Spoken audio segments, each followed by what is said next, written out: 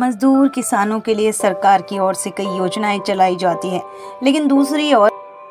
असंगठित घरेलू कामगार जो अपने परिवार को छोड़ दूसरे के घरों में काम करते हैं, इनमें से ज़्यादातर महिलाएं होती हैं जो कई तरह की चुनौतियों का सामना करती हैं। कम वेतन, समय का निश्चित ना होने से लेकर हिंसा, उत्पीड़न, काम से निकाले जाना और चोरी के झूठे इल्ज़ाम तक उन्हें कई परेशानियों और चुनौतियों का सामना करना पड़ता है। राजधानी देहरादून में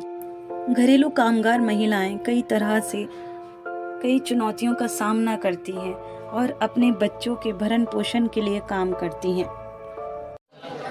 मैं 2 दिन के अगर 200 रुपये होती, मेरे 6000 रुपये देती थी, तो ज़्यादा वो कहीं जाती थी दिल्ली, कहीं अपने बेटे के पास 4 दिन हुए तो 4 दिन के पैसे काटे उसने अपने भी, और मैं छुट्टी करती तब भी वैसे महीने में 4 छुट्टी देती थी। नहीं, जब जाती थी उतनी नहीं मिलती थी,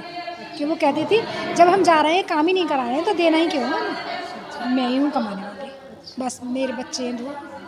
कोई भी नहीं है, मेरे पति भी नहीं रहते मेरे पास। मैं थोड़ा परेशानी ज़्यादा होती थी, इसलिए मैं अपने घर से आई। घरेलू कामगार के लिए काम करने वाले अस्तित्व की कोऑर्डिनेटर दीपा का कहना है कि बाकी राज्यों की तरह हमारे राज्य में भी घरेलू कामगार लोगों के लिए सरकार की तरफ से कोशिश की जानी चाहिए। जिस तरह से कर्नाटक में घरेलू कामगार कल्याण बोर्ड बनाया गया है, यहाँ भी होना चाहिए। क्योंकि दिल्ली में, महाराष्ट्र में, कर्नाटक में, आंध्र प्रदेश में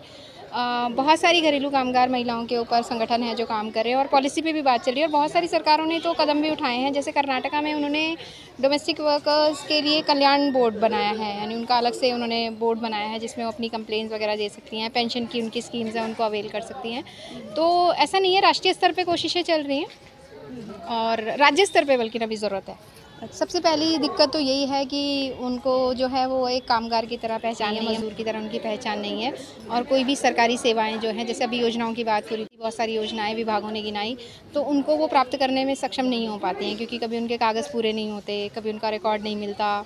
और रजिस्ट्री के कागज़ नहीं हैं या जाति के संदर्भ में जो कागजात मांगे जाते हैं वो सब नहीं होते, तो उनके अभाव में वो कोई भी सरकारी सेवा का लाभ नहीं ले पाते। कई बार राशन कार्ड भी नहीं बन पाता। इसके अलावा बहुत सारी हमारे जो संगठन में हैं जो महिलाएं जुड़ी हैं वो एकल महिलाएं हैं, पति ने छोड़ दिया या पति को उन्होंने छोड़ दिया, तो उस स्थिति में बल्कि शिक्षा दीक्षा का उनको समस्या आती है।